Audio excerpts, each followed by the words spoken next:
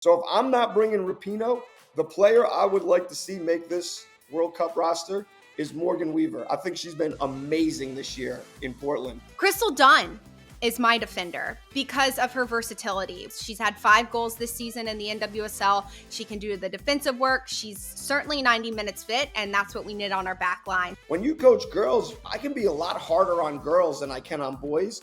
But at the end of the day, the girls have to know, I have to show them that I'm doing it because I care. I think he's going to make Real Salt Lake better, but it's not going to be the same. He does not have the same cast around him. We weren't going to not touch on Messi in this podcast. Don't worry. We're going to get there because that is our celebration of the week. Welcome back into Straight from the Pitch, joined as always by Scotty Schweitzer. I'm Anna Witte. Today we're going to start with the U.S. women's national team. We're 36 days away from the World Cup kicking off, and the roster has not been named. We should expect it in the next few days. However, Scotty and I have a few players among every single line that we would like to see on the team and why. So Scotty, who are your 4 picks for the national team, and break them down for us?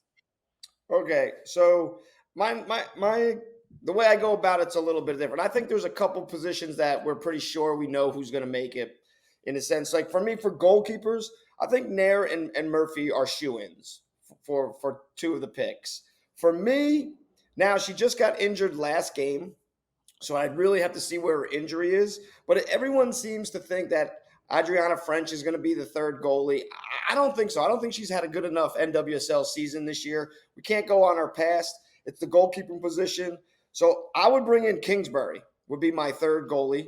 And if the injury is a little bit more than we think it is, and then I would bring in Campbell. I think Campbell's doing unbelievable in Houston. I think I'd bring her in. I think she's a shot stopper. If we're going to get shots on us, it's going to be, there's going to be times in the game where there's going to be lulls, and then all of a sudden we're going to need our goalie to make a big save. And I think that's usually why Nair gets the nod over Murphy. She's a better shot stopper, and we usually dominate play a lot. But I think this World Cup's going to be a little bit different for us.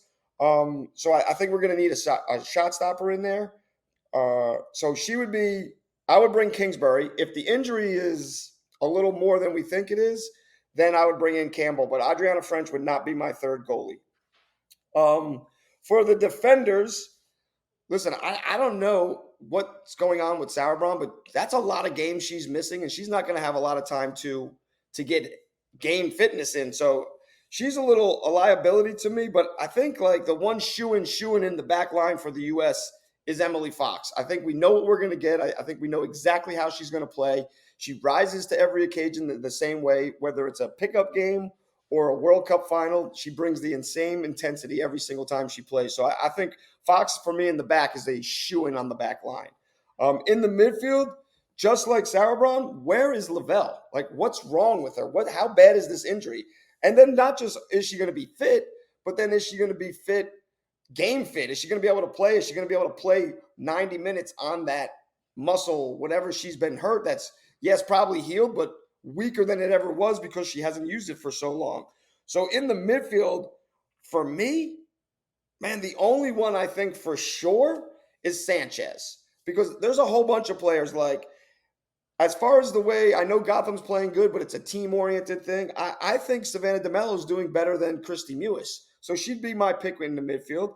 I like Sam Coffey way more than I like Ertz, now seeing Ertz a few games play for Angel City. So I'm not bringing Ertz at all.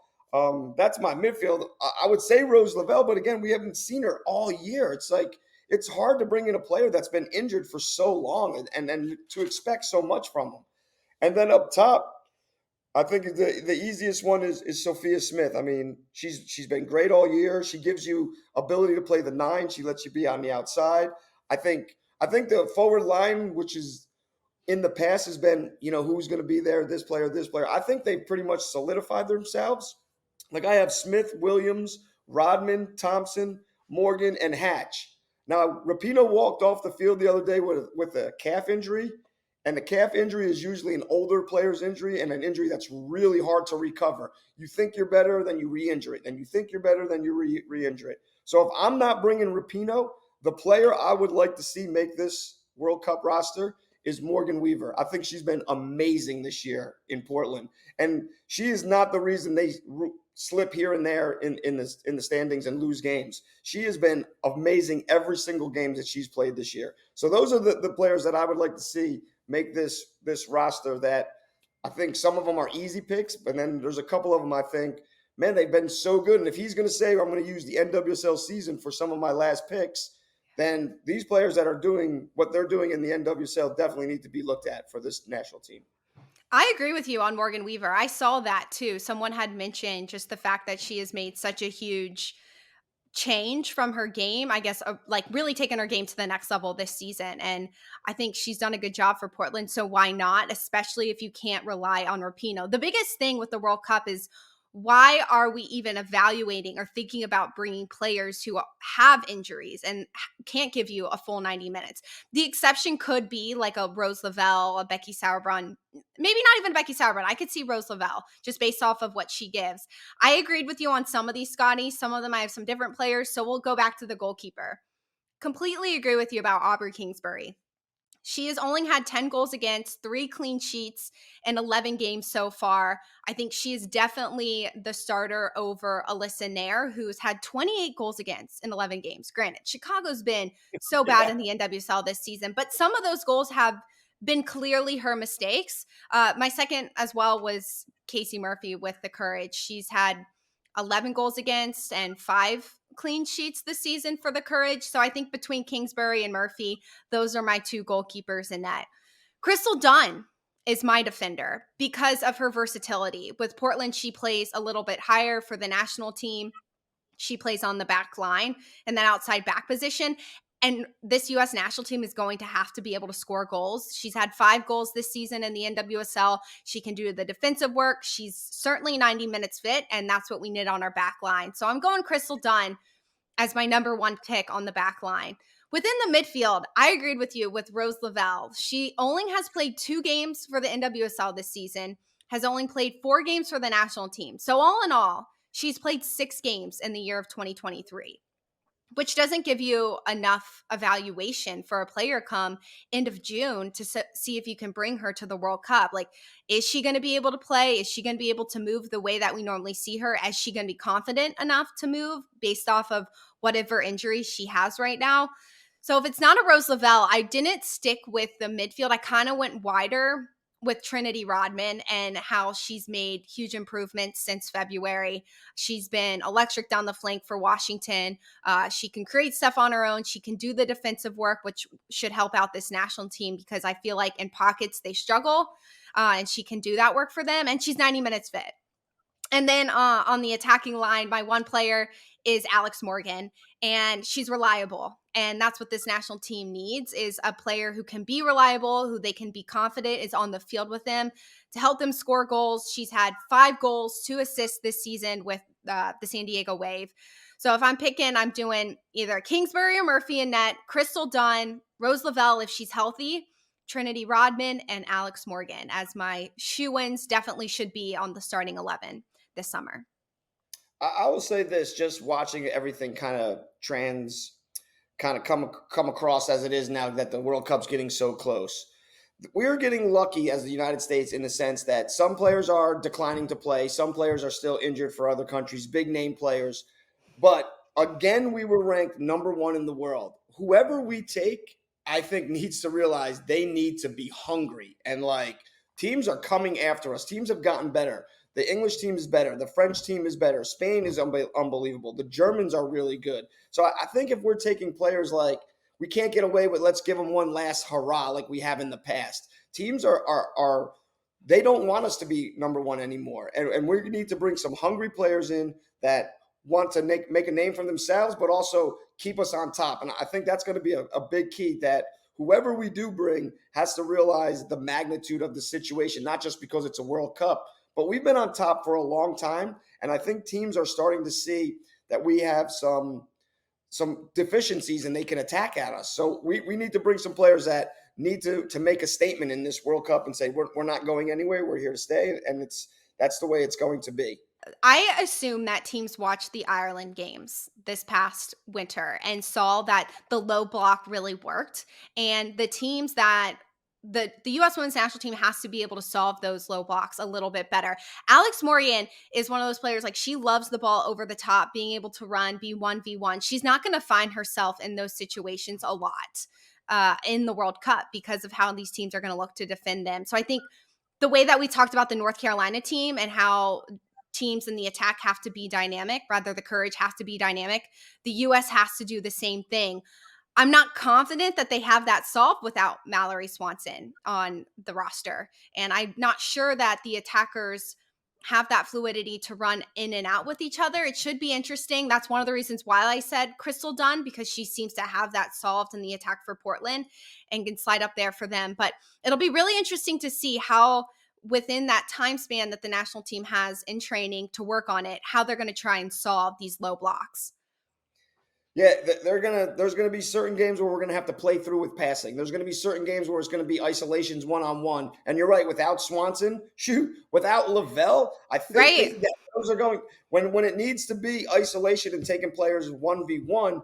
Rodman does it a little bit different. If they can slide across and get enough spacing right, she plays a longer touch. Whereas maybe Sophie Smith a little tighter and can dribble. And that's where I said, man, I'll tell you what, DeMello can break teams down by herself centrally with her own little dribbling. So we're gonna need players that have different types of styles and different types of abilities, because sometimes in the low block we're gonna have to beat it with our passing, quicker passing, kind of like how Carolina does. And then Carolina showed this week they can also do it when Caroline gets isolated. She can break it down individually. So like, you need those type of players. And the thing is, we have them now. Is, are you taking the right players with us that make us a more solidified team to be able to beat any kind of system that plays against us?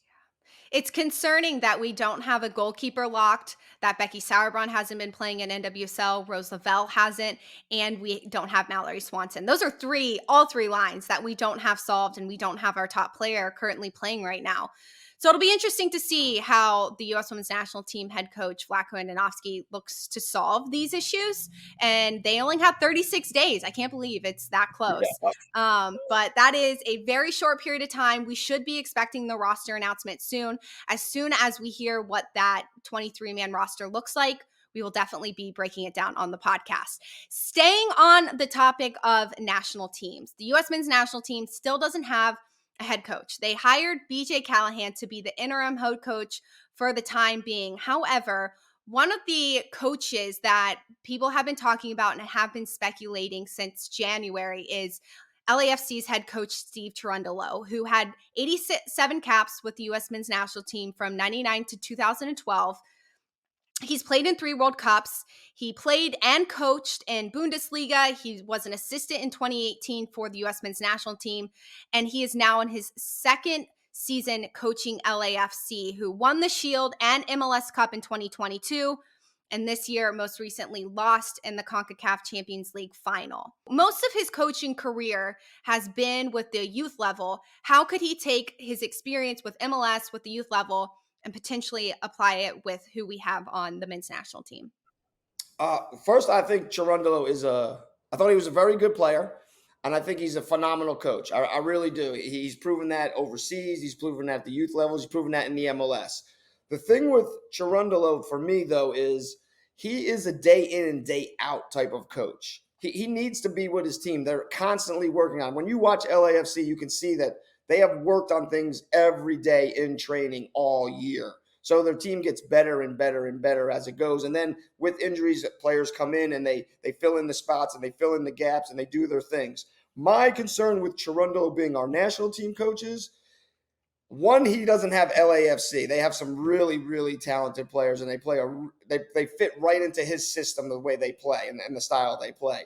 I don't feel that our national team plays that way. And if we were to, it's going to take quite a bit of time to get used to it. So if he was going to be the coach, if he is on the radar, I think that then he's a coach you need to name now, so we can get as many games and as many trainings with these players so he can implement his system into what the national team will be in 4 years playing in the next World Cup, because that's what we play for. That's kind of where we're trying to get to. That's why I always said Jesse Marsh for me is a more simplistic system, and that you don't have your players all the time. So you don't have them, you don't see them. You're just bringing in and you're kind of putting this puzzle together, and we're going to do this. And you keep it easy and you keep it simple, and it kind of flows. I think Cherundolo might be a better coach than Jesse Marsh in the full aspect of it, but his system needs a lot of work and a lot of fine tuning and how we're going to play and what we're going to do. I think he's a phenomenal coach, like I said, but is he the right guy to take a group of players who you only get sporadically throughout the year to play in a couple events, and you don't have them all year? So really all you're doing is you're basically a glorified fan all year, going and scouting and watching players, because you don't get them all the time. So that would be my concern with Cherundolo. The other thing is, the way things are going in LAFC, why would you leave? Like, as a player, you want to always keep getting better. You want to keep developing. He is in a situation, it seems, where he has great upper management. He has great fan base. He has a great stadium. He has a great team. So he's constantly learning and evolving himself as a coach. Sometimes I feel like some of the national team coaches are coaches who have gone all the way through their club career and said, okay, now I need to settle down a little bit. I kind of like Messi coming to the US. I want to be out of the spotlight. I want to do a little bit less, still be in the game, blah, blah, blah. But that's my only concern with Cherundolo is I don't know why he would want to do it. And if he was to do it, I think he needs more time with these players to implement his style of play. You bring up a really good point, and I want your opinion on this specifically. You've talked about Parsons being able to change up his system game to game based on opponents. We talked about Casey Stoney with the Wave being able to change things up. Certain teams in MLS obviously can do the same, including Steve Cherundolo. Why can certain coaches make those tactical changes with their players, and why? I guess the question isn't why, it's how do coaches do that with their players, and some coaches can't. Yeah, I think some coaches, and even we just saw Man City win Champions League, and they won the treble. But a couple years ago, Pep Guardiola in an interview said, if I had really bad players, I would lose a lot of games because this is the way I play, and I'm not changing the way I play. But I have really good players. So some player coaches get lucky, and their ownership groups or the team they get, just everything fits. Here's my style of play. Well, that matches with the players I have around me. I think Phil Neville is a pretty darn good coach, but he should have never been the Miami coach with that group of players. So for me, like when I look at Parsons, he changes based on his personnel, which is not super easy because sometimes your personnel is not your style of play. But he's able to do it, and then it looks like, well, it is his style of play. He did exactly what he was supposed to do with these set players that he has. The same with in San Diego. Stoney's able to take styles of play, but they're hers, and then she molds certain players into it, and she's real good at that. But she's also super hands-on. I've seen her in trainings. She's really into it. She was a great player. She knows the terminology and how players need to be spoken to as a leader that was once on the field. So I think that's kind of what happens is I think Cherundolo had a style of play. He had it from a youth level to the German teams where he was in Hanover for so long. He came to LAFC, and that style fit with the players he had. Sometimes coaches need to make a complete overhaul of the roster because they're going to play their style, their system. Now they just need to find the right players for that system. Yeah, and with Casey Stoney, it was her first year and the club's first year, so she was a part of recruiting the players that fit her. But with Parsons, so specifically, he took over a team that was trash last year, and he has made such an impact. I also think too, like, and you can correct me if I'm wrong, it has to be a personality trait for Parsons. He has to be able to relate with the players and not be too hard on them, but be able to like be a coach who can make an impact without hurting feelings to a certain degree. Obviously, like you have to be hard, but you also want to encourage them along the way. So there's that fine line, especially in women's soccer. And curious what you think about that too. There has to be like Well, that I 50 coach 50. boys and girls, and Yeah. boys get their feelings hurt way easier, and then they hold a grudge way longer. When you coach girls, I can be a lot harder on girls than I can on boys. But at the end of the day, the girls have to know, I have to show them that I'm doing it because I care, not because I'm Right. trying to, it's not malicious. I'm not trying to hurt anyone's feelings, although that sometimes happens. It's what you're trying to do is pull the best out of players. And when you show that to players on the girl side, especially, man, they'll run through brick walls for you. And I think Parsons must have a real good ability to show his teams how much he cares. Now, I think Washington is kind of it's an outlier in a sense that it seems like everybody there cares. The Hmm. players care, the owner cares, the equipment manager cares. Like everybody's in this together. The fan base cares. Whereas sometimes you see some teams where it's like this player only cares about himself and his what he's going to get and how much money he's going to make or what contract he's going to get next. So I think Parsons has the ability to do, even if I'm doing it for you to go somewhere better than here, if there is somewhere better, that's the goal, to always be growing, to always be getting better.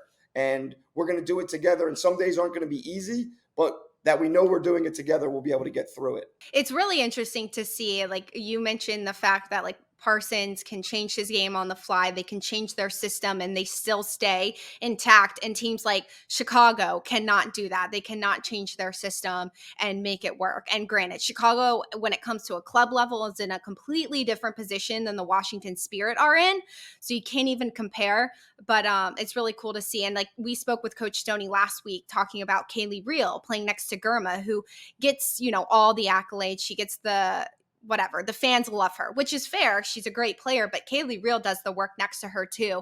And it was interesting to hear Stoney talk about her being able to coach Reel because that was her position when she was a player and she was the same kind of player. And speaking about how Real has come a long way, but like in training specifically, she's able to walk with Real step by step to get her to a spot where maybe not every coach would take that individual opportunity as a head coach to sit down with a positional player. So it's always really interesting to see like the small little changes that these coaches talk about with their personnel. Yeah, it's also good when you're a coach because we all see the game a certain way. Like I'm Right. a attacking type of a player, but I play from the back. Where then you have attacking players that play up top, or you have a defensive player that is defensive minded and sees everything kind of more sitting back. So like when you're able to find a player that plays similar to you and you're able to talk about ideas and concepts together, not only does the player grow, but you as a coach grow. And that's really one of the fun things about it in the game of soccer. I will say this just real quick. It was fun watching the two leagues this weekend. I think the women showed how mentally more prepared and mentally tougher they are than the MLS men's side. Because like certain teams knew NCFC, the Courage knew they were going into a hostile environment where Chicago had just won. They were excited. You know, there was talk about, the Courage are really good, but they just put possess. So they were mentally strong. They knew what they were going into. Parsons talked about it before their game. Angel City was coming in with a must win, needed to win. They were coming in like almost like a cornered animal. You knew it was going to be a fight, and they came out like that. But Washington was prepared. Whereas some of the games, LAFC they took it a little lightly, go into whatchamacallit and get Houston. stomped. Like you just got to mentally be ready for some of these games. Like, and Yeah. I think that's you see St. Louis is usually mentally prepared for a game. Cincinnati is usually mentally prepared for a game. And I understand there's injuries, but there's injuries floating all around. And I think Austin heard a little bit too much how good they were last year, and they're struggling this year. But I think a lot of the things are how mentally strong you are and then understanding the situations that you're about to be put in as the season goes. This was a big game for all the teams halfway through the NWSL season, and we kind of saw teams show up, and Houston is understanding their identity, but they're also becoming much more disciplined in their identity. And I think that's where I still say, man, Angel City is a dangerous team, but they are so undisciplined. And they only think we're going to do it this way. And if it doesn't work, we're going to keep doing it. And you got to make these little changes, and they haven't been able to find it or do it.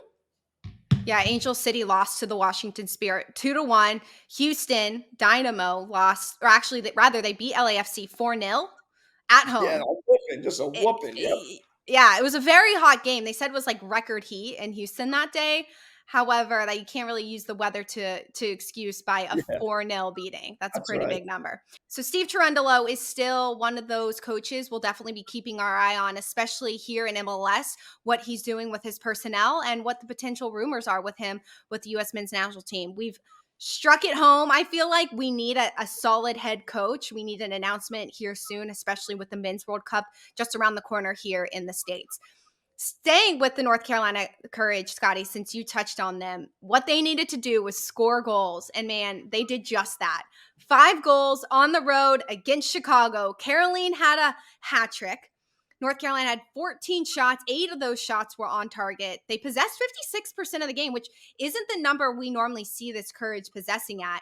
Why were the Courage different in the attack? What was different in the attack this time? I mean, I'm just going to be honest. I think they listened to our show. They did exactly what we said they needed to do. I mean, we said, I think when Pickett gets to start, she'll play higher up. She'll be more attached to the forwards, which gives us another number up front. We said we need to get midfielders higher up the pitch. We said that they needed to get more people in the penalty box, just not the 3 forwards, one crossing to the other 2. And I think they did all of that. And they're with them losing a little bit of their possession was also, though, the sign that they were going to take more risks getting forward and attacking. And I think we talked about it a little before the show. I think Bodie is a huge key to how they play. She might have not hit everything in the stat line. She might not have got assists. She might not have got goals, but she's a nuisance up front. And she's making runs constantly, all different directions, which is pulling that back line off of their planes, off of where they want to be, off of their angles. And then with Pickett sitting up higher, now you got a midfielder dropping a little bit. The Courage's midfield was a little bit more stretched out than normal, but it was also higher up the field more than normal. So they was getting more chances on goal. And Chicago could only do so much for so long before they just couldn't keep pace with the Courage. They were just too good. And I think that's what we said. We said we saw Pickett being a dangerous player. We saw Bodie might be dangerous. Listen, I thought Lucy has had a great year, but what happened on that outside was he made the right changes and it worked. Now, can you continue to make it work? Now players are going to get tired. We're going to see game film. We're going to make adjustments, other teams. But that game was also just Chicago showed where they're weak and the Courage showed where they're really strong. But now they go into Washington, which this will be an awesome match to watch tonight, Wednesday night. So to see what Parsons does, to see what adjustments he makes, to see how he does. They beat him already at their place. Now they're going into Washington. I think we'll see. The Courage should be coming off of, have a lot of confidence. Now, are you worried about a lot of national teams are being picked, and you don't want players to be taking it lightly so they don't get hurt. So that's usually how you get hurt anyway. But they need to play like it's their last game they could play and get into it and get after it. But I thought the Courage did exactly what we said they needed to do. Now, is that sustainable? Which I think it is, but you're also not going to play Chicago each week. So now you're going to have to do it against better teams, which means the pace is going to have to be a little bit faster. Also, you don't have to be so worried about Chicago when they stole it because they really didn't have any answers on the attack against you. So now when you lose it against Washington and they have Sanchez, Hatch, Rodman, and when you watch Washington, good God, you never know where any of them are going to show up. Hatch could be sitting behind midfielders. Sullivan could be higher up. Sanchez could be the 9. Rodman could be starting out in the back and then get on this out wide high. So you really got to be paying attention because you never know where they're coming from in Washington. But they're doing what they need to in order to attack you and to attack your weaknesses. Yeah, you hit the nail on the head. There were 3 substitutions that head coach Sean Nahas made going into this game. It was Victoria Pickett in for Meredith Speck in the midfield. It was Tess Bodie in the midfield for Rike Matson, and then Mila Guile out wide for Tyler Lucy. Changed everything. I mean, Bodie centrally changed a lot for this team, and I think you kind of hit it. You mentioned it that Chicago, they didn't have an answer. So players like Ryan Williams and Emily Fox didn't have as much defensive work that they will have here midweek against the Washington Spirit in a Challenge Cup game. So it allowed more players to be confident moving forward. And Chicago could not possess. 28 goals against for Chicago this season. I think when you know a team is struggling to defend their goal, you have more confidence, and that clearly showed for North Carolina. So getting Tess Bodie back is huge. That transfer for Victoria Pickett has proven to be a really good one, and that connection we saw in the midfield is great. However, North Carolina, back to the regular season this weekend, they have Orlando Pride, who beat Portland 3-1 at home this weekend, which was not a scoreline I anticipated at all. Sophia Smith had the first goal of the game, and after that, Portland didn't have any answers for Orlando. So that will also be a really good matchup for this North Carolina side. A really big week for the Courage. We'll definitely be watching to see how their attack handles the Spirit and the Pride's defense. Yeah, I Anything agree. else? And Yeah. on the Orlando Portland game, like we said earlier in the year, it's how Marta and Adriana can they get these players to believe in themselves. And I think it's starting to. It was a big night for them. It was Pride Night. They were playing for the 49 that had lost their lives a couple years ago. The coach even made a statement that when he played there, he had the same wristband on that he played with. Now he was coaching with it. I think it meant a lot. But the team is starting to really come together in Orlando and play a lot better. And they know that they're an attacking style, and they know when they're at home with the humidity to keep running teams and playing teams. And Portland looked like a team that missed two things. They miss a coach and they miss Sauerbrunn. It's Yeah. exactly what they look like. They're still a good team. They knock the ball around, but they don't have that leadership that they need on the field. And it also looks like they don't have that leadership off the field as a coach. And that's, they're a good team, and maybe he's just in over his head, but that's what it's starting to look like, because this is a team that when you talk to them and you've seen them and the players they have and their leadership should not be losing these games, and not losing them 3-1 either. I know it was hot in Orlando, and there was a lot going on, but that's what that team is missing, some leadership on the sidelines and then on the field too. I think Sauerbrom's a huge problem for them, missing in the back. I said it a couple shows ago. You don't always see what she does because she solves problems before they even happen, just with her organization and where she's placing players on the field. So it's like that. The NWSL is amazing, though. It's so good. So many Yeah. good teams. Well, that's what makes it so fun, is these unpredictable games. And Sauerbrunn didn't play. Normally, Emily Mingus is that substitution.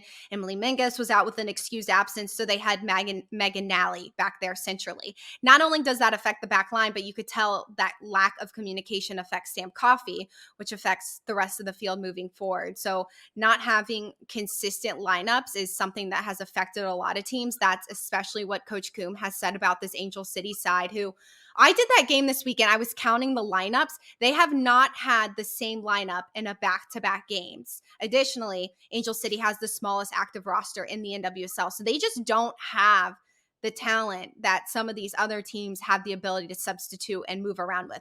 Portland doesn't have that issue. That is not an excuse to lose to the Orlando Pride. However, it is really interesting to see how the consistency has been an issue for some of these teams in the NWSL. And that's something, Scotty, we're definitely going to have to keep our eye on after the World Cup, is these players coming back from Australia, New Zealand. How do they treat their club play, knowing that they're not playing for a World Cup roster? I Just think we'll see fatigue that. alone. Yeah, with Yeah. fatigue alone. I agree. Yeah, that too. Portland right now looks very much the same on the attack. It's when they're on defense, when they don't have the ball, they look super nervous. They look like, when's the mistake going to happen? They're very unsure of themselves. And that's where, you're not used to seeing that from the Portland side. And they still, which is funny, they still have a lot of veterans on the field and veterans in the back that should be, like, I think Hubley's a great player. She's a player that, man, if Sauerbrunn can't go for some reason to the World Cup, I have her as a player too. Man, I could see her being on the national team. I think she's a really good player that does a really good job. Now, she's a lot better when she has a leader next to her, but they have whatchamacallit on the outside. They have a Kuika, Sinclair. yeah. They have Klingenberg. yeah, they have Klingenberg. Like, I don't understand what they're waiting for to figure themselves out. Like, you just can't wait for Sauerbrunn to get back. There's games to No. be played. Yeah, and those games to be played for Portland is Chicago this weekend, which should be a game that they have to right all their wrongs in. We got Racing Louisville playing Gotham. We have the Houston Dash playing OL Reign, the Courage playing the Pride, and then we have the big rivalry matchup in Angel City and the San Diego Wave down in San Diego Saturday night. So it should be a really good weekend in the NWSL. Moving forward with MLS, a big DP signing for Real Salt Lake is Chicho Arango for $7 million. He's a 28-year-old Colombian striker who is coming to MLS permanently after playing in Liga MX this past year. He spent 2 seasons with LAFC. In 2021, he had 14 goals in 17 games played. He was named the MLS Newcomer of the Year. And then in 2022, he helped LAFC win the Supporter Shield with 16 goals. The secondary transfer window for MLS starts in July 5th, on July 5th. So he won't be eligible to play until their game on July 8th as a designated player. How will a player like Arango help a Real Salt Lake team who's sitting in 11th place with -9 goal differential on the season? Well, I just saw his interview and he said that he wants to win a championship this year. Good And I luck. don't think I don't think that's gonna happen. I think, you have success in a league and you're like, okay, I can play in the league, I can do it. And he's proven it. But he proved it at LAFC. I mean, a lot of things can happen. And like every time they put a forward in there, they score a lot of goals. So it's like Totally fair. Holland going to Man City. Whoever plays up top at Man City is going to get a lot of goals. Yeah, maybe not as many as Holland, but you're going to get a lot. So I think he's going to make Real Salt Lake better, but it's not going to be the same. He does not have the same cast around him. He does not have the same coaching staff. He does not have the same style of play. So I think he's going to help. He's going to get some goals. He's going to move them maybe up a little bit in the table, but I don't think he's going to make as big of an impact as he did when he was in LAFC. They just don't have the same personnel. Right. It's that some days Real Salt Lake is okay, some days they're bad, some days they're pretty good. Like they're one of those teams that you never know what you're going to get on a weekend. He'll just be a much more high quality forward up top to be able to get goals and create for himself. So I think he'll help. But I don't think he's going to make that big of an impact for Real Salt Lake that you would think a $7 million person is going to or should have, basically. How excited are you that we knew how much he's come into Real Salt Lake? Because off the podcast, Scotty, we've been talking about just how we don't know as much about how these players, not just in MLS, but in NWSL too, but aren't getting paid. We have no idea what these players are making in other leagues like NFL. We know exactly what these players are making, and that means the fans are coming in a different aspect. So I just think it's cool that $7 million is the number, and we know that. And now we have an expectation that Arango is going to have to meet, and $7 million. And that's what the fans are going to expect from him. Yeah, it's really getting good. I really do think, though, Sean's must be listening to the show. Miola said he listens, and now I think the MLS must be listening too, because the other day when they said that Messi was coming to Miami, we got everybody's salaries got put out there. Like there are some guys not doing their job. They are stealing money in Miami. That's for sure. But that's good. I think we should know. I think all the players should know. It helps me next year or the next time I get to go do a contract. It also knows the expectations. Like, don't go to a game and think someone's making $1,400 a month. These guys are getting paid a lot of money to play. And that means you have to show up. You have to be professional. You have to do your job. And like I was saying earlier, the MLS this weekend proved that we have great players, really high quality players, great athletes. They are not mentally professional enough, in my opinion, for games to be like, this weekend, show me the MLS games and I'll show you that I know nothing of what's really going to happen. You could think this is going to happen or this. Cincinnati will be in a tight game. St. Louis will probably be in a tight game. And the rest is havoc. Although I would think LAFC is going to blow somebody out because they're going to be not happy with the 4-0 loss their last game. So, but the rest, like, is Kansas City going to show up or aren't they going to show up? They're on a little run. Is Seattle? Seattle's not doing it. And they can use injuries. But like I said, Seattle's one of those teams that has a big bench. So I think it's good that we know what people are making and what we should be expecting from them.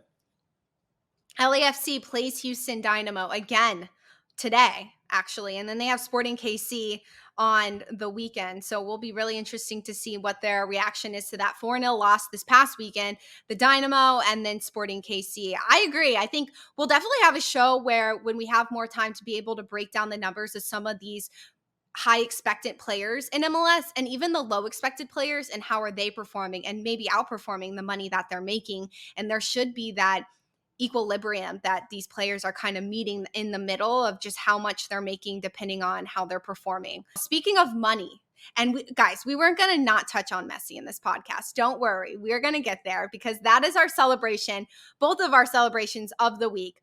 Messi to MLS. We have no idea when he was going to start playing within the league. However, this will make a huge impact on the World Cup coming in 2027. This will make a massive impact here in this season for MLS, and really whatever seasons are left for MLS to go, not even just when he's playing, but after that.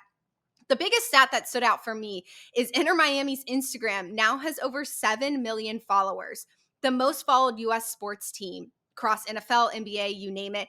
And they reported 4,500% increase in merchandise sales. I'm sure that number has skyrocketed since I last even researched it. So, Scotty, how is Messi's impact going to leave a lasting mark in MLS and soccer here in the States? I think it's going to do tons of things. I mean, like you said, it's going to increase our notoriety. People are going to now be watching. People are going to be looking at the MLS. People are going to be wanting to see him. He has such a following.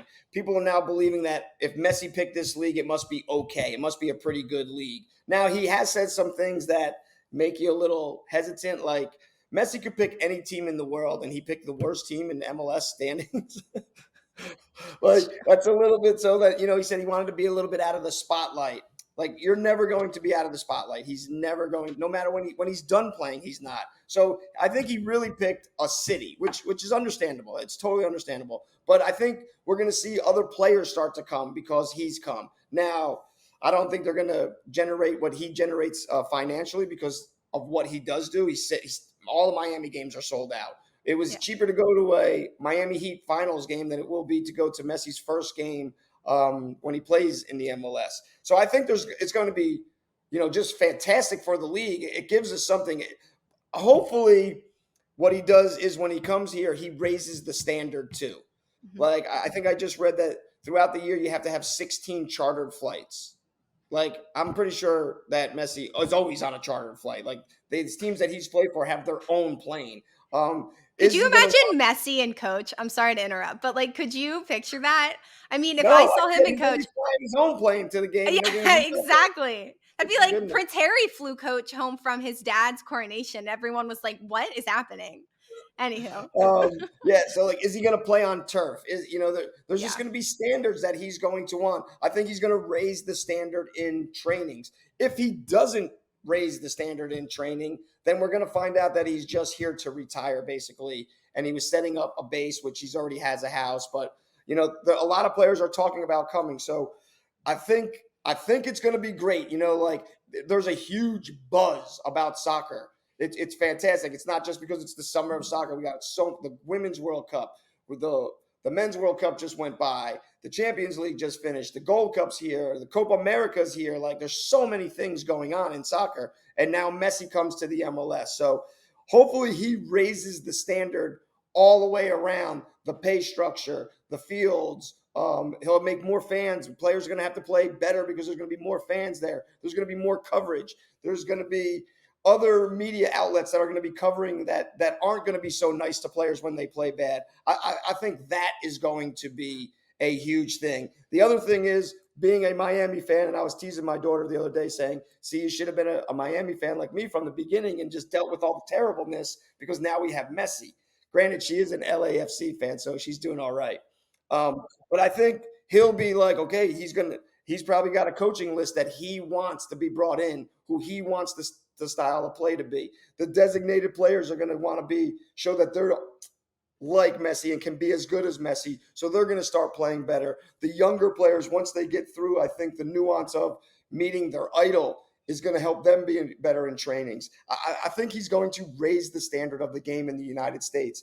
And he gives us this incredible credibility to our league just by saying this is where he's coming. Now, I would like to see him come, show up, and give his best effort, which he's never really seemed not to. So I don't know why anyone would expect it.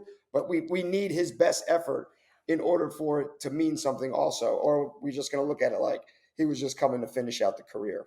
Right, right. And he's not at the age where I think he's looking to finish out his career. Like, I definitely think he has years to go. And granted, he just came off a World Cup win himself this past winter. So he's still at that top of the level of his game, and just showing that players at his level, which is unmatched, can come to MLS and potentially have success. And he's bringing so much with him. Like, there's now rumors of Busquets coming over as well. And we talked about that a few months ago. And will we see that happen? It'll be interesting to find out. But just, you mentioned the level of the game being raised, and people have compared Messi coming to David Beckham back in 2007. Social media didn't exist in the way that social media exists now, and it is beyond powerful.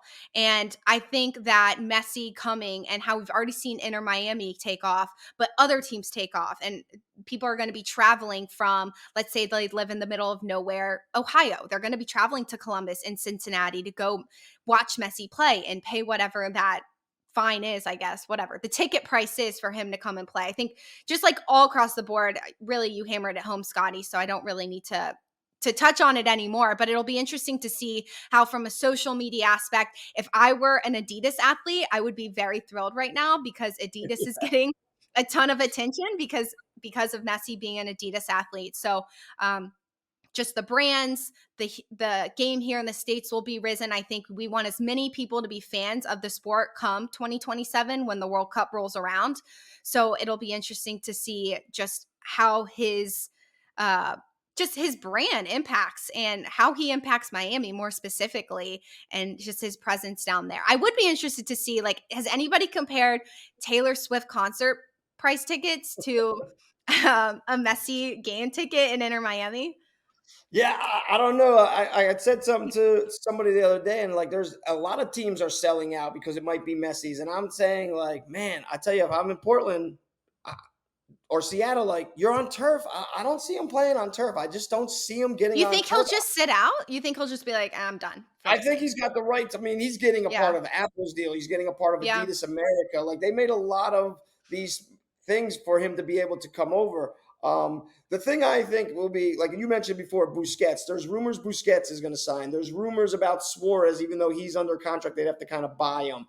But then there's rumors Sergio Ramos. But what I don't want to see him, I don't want them all going to Miami. The No. one rumor is Sergio Ramos maybe going to Atlanta. So now you have another guy. I remember when I was playing at the time, Colombia was really good, and we got Valderrama came to the league, and Leonel Alvarez, who was the six behind Valderrama for Colombia. And I had a buddy that played for the Dallas Burn at the time. And he said, when this guy stepped on the field, it was no joking around. And the Dallas Burn at the time was really good. They had really good players, but everyone attributed to him. Just, he was like, no, this is the way we're going to do it. We're going to run. We're going to do this. It's no joking around. We're going to train. We're going to take care of ourselves. And they just bring in a different standard that we're not always used to here in the US as players, as young players, as coaching staffs. So I think that is what I'm most interested in. And you brought him up. What people should do is look at what David Beckham did for this league. And if Mhm. Messi, in this time and age, he's going to probably do the exact same, if not more. But Messi, I mean, Beckham came in, I think there was 15 teams. Now there's 30. The money, how much people are getting paid, what he brought in, how much the teams are getting sponsorship money, how much he made.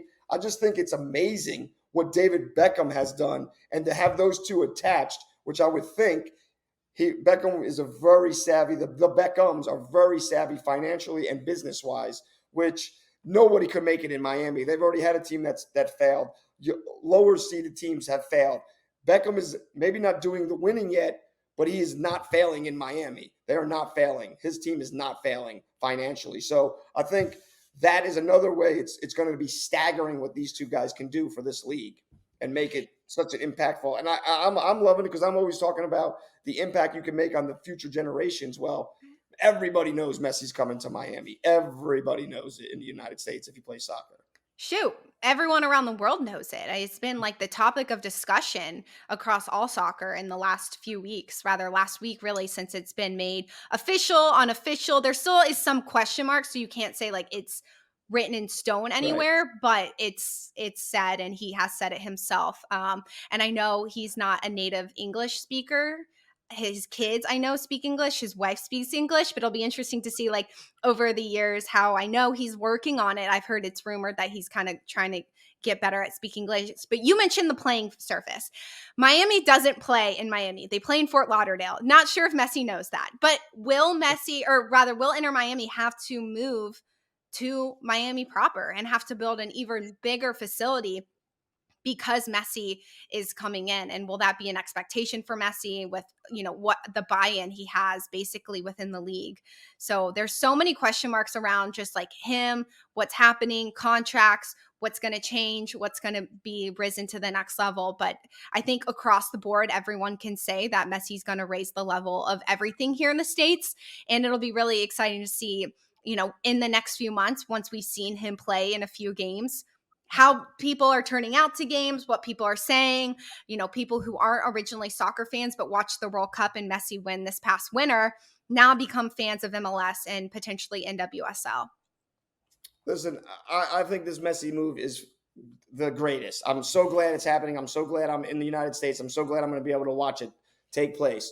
But here is one of my problems with the MLS. Okay, They let's do hear it. whatever is good for the MLS because not many people know, but just a couple weeks ago, Miami was in a whole bunch of trouble because they were spending too much money and they weren't doing the books right, and it wasn't beneficial for the MLS themselves. So Miami was in trouble. Then all of a sudden, hold on a second, Messi wants to get here. Apple gets involved, Adidas gets involved, and who knows what other sponsorships are involved. But like for him to get part of the Apple deal, which listen, I am in agreement with it. But he isn't the only one on the field. How come Yeah. like other players need to start writing addendums in their contracts and like asking for more stuff? Because without other players, without other teams, like I said, we've been able to see LA Galaxy's roster and I've seen it, their payment. Who it's getting what? I've seen Miami's salaries. Like there's guys making nothing, and there's guys making $6 million.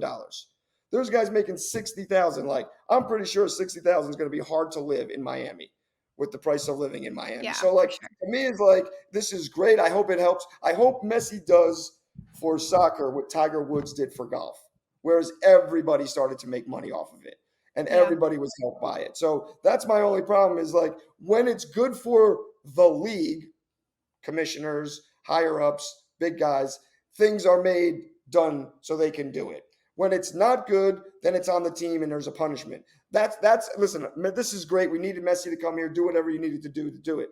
But there's a lot of different rules that I hopefully he'll help start to change because like I always said, this is why I didn't play in the MLS. I don't agree with single entity. I don't agree. It's always what's best for the league. It's never what's best for the players. Hopefully this one helps to change that. But that's just me personally. I never thought they had everyone's best interest involved. And I know it's a business, but if we're all treating each other as equal as we possibly can, we all want to help each other. And they don't do that in the MLS, and they haven't for a long time. With David Beckham being a part of Inter Miami and Messi coming together with what Beckham has done over the course of over a decade now, do you think that there's potential that that could change specifically? Like players could be coming to Beckham and being like, I know the club's about to make a ton of money. Let's figure out how I'm making $60,000. Let's get me to $600,000. Like there could be those conversations. Correct. And every other sport there is. Right. It's just soccer in America. It's the only thing. And I get it. It was like they had to do something so that the teams didn't fold. They had to protect the league so it worked because there wasn't an interest 20, 30 years ago. But we've proven there is an interest. Right. We've proven it before Messi. And Right. now Messi's proving it even more. So yeah, I think that's the way it should go. I don't know who said it. Maybe Lexi Lalas, which I thought was quite funny because I usually disagree with him pretty much on everything. But I think he said if Messi wanted to hold his leverage and really do what was best for the game, he should have demanded promotion and relegation. I I like get that. it. I totally understand. Like Messi had that weight. He could have done all of that if he Yeah. really wanted to. And he might not even really understand it. And even playing here, I don't know that he would really even understand it because he's going to be getting things that other players aren't even knowing is available to him. Do you And think that, No, go sorry, go ahead. ahead. I just think that's a problem. Like we're Yeah. all helping each other. Yeah, he's the biggest. I totally get it. I'm not asking for what he makes exactly. I'm asking without me, he doesn't make that. And that's Right. the truth. Whether that's him dribbling by me and making me look silly, but like we remember the game itself and what Messi did in the game. So he had to be playing against somebody. That's just my, like, everybody's involved in this. Everybody should be trying to make the league better. Everyone should be trying to make the next generation better off because of, like, I'm happy that I made what I made so these guys can make what they make. Hmm. But we still should be fighting for what's coming in the future. Right. And I think this might be something that is like, holy moly. Wayne Rooney spoke about it when he was a player. Um, Robbie Keane spoke about it when he was a player. There's certain players that come over from Europe and they're like, they're shocked. The talent is here, but then they're not being taken care of like they should, they don't think. Yeah. Well, it goes to the point that you made earlier, was that teams are kind of taking games off and they don't seem as mentally invested. And it'd be interesting to see like why. And maybe that could be a part of it, is maybe the financial aspect of the game and what they're putting into these games and how often these teams are playing, especially in the middle of summer and places like Houston. Just to go back to, do you think who could be another player out there right now or has played in the past that could make an impact that Messi is now making here on the States if they were to come to MLS? Is there Listen, anyone? I'm not a fan of his. I don't like the way he plays. Cristiano Ronaldo or Mbappe. True. They're, Yeah. they're the only, like, they have to be just like super, super, super special and a certain type of player. Like right now, in my eyes, my favorite player is Jude Bellingham from Borussia Dortmund. He's going to get bought or just got bought by Real Madrid. But Mm-hmm. if he came to the U.S., I think sometimes some of our fans, just the way he plays, he's kind of free flowing and it almost looks slow. You don't realize how good he is. These players, Ronaldo, because of his name and the way he played, Messi and Mbappe, there's just such a wow factor to every time they touch the ball. It's the same reason as we know Sophia Smith, we know Rose Lavelle, and why we have to fight so hard for Sam Coffey. Sam Mm-hmm. Coffey doesn't have that wow factor like those other two. Rapinoe in her day had that wow factor. Alex Morgan a couple years ago, last year, had that wow factor. It's who we gravitate to as fans. It's like I've been saying it all for about a week and a half. We in the United States have more Jimmy Butlers than we do LeBron Jameses. But we always gravitate towards the LeBron Jameses. Whereas as youth coaches, as people that are bringing up, there's a lot of great players, and it's their character that is going to make them in the long run become superstars. We're always trying to pick the superstar athlete at a young age who doesn't have the right character because things are too easy for him. So like when we see who could come over here, Mbappe, Ronaldo, Messi, I don't know that there's anybody else really that could do what those guys could do just Right. because No. of how dominant and good God, they're just specimens on the field, the way they move and what they can do. There's a Yeah. lot of great players, but they wouldn't do what these guys could do.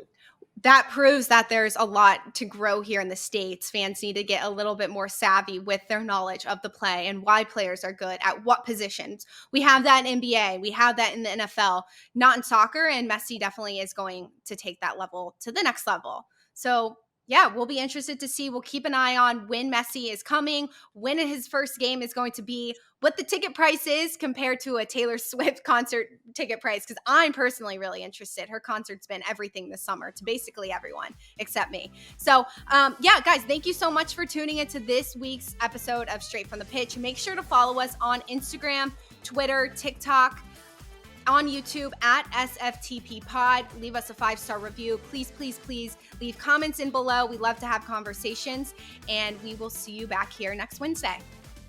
Have a great week.